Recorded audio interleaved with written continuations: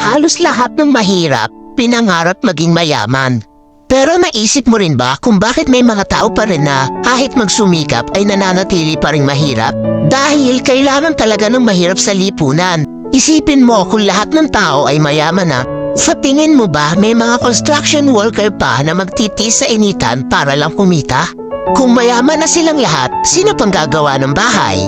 Yung mga magsasaka, kung lahat sila mayaman na, magbibilad pa ba sila sa araw para magsaka at magbungkal ng lupa? Kung hindi na, ano nang kakainin natin? Kung lahat tayo ay mayamong negosyante, sino pang magiging trabahador? Mas marami mang mahirap sa lipunan, pero sa totoo lang, sila ang higit na kapakipakinabang. Bakit? Dahil mas marami silang alam na trabaho na pinakikinabangan ng mayayaman. Tulad ng isang kumpanya, hindi iyon magiging maunlad kung walang mga empleyado.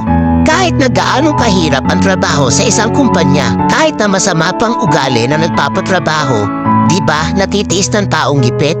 Lalo na kung may binubuhay na pamilya. At higit sa lahat, hindi mo makikita ang tunay na mapagbigay at matulungin sa kapwa kung walang mahirap na tinutulungan.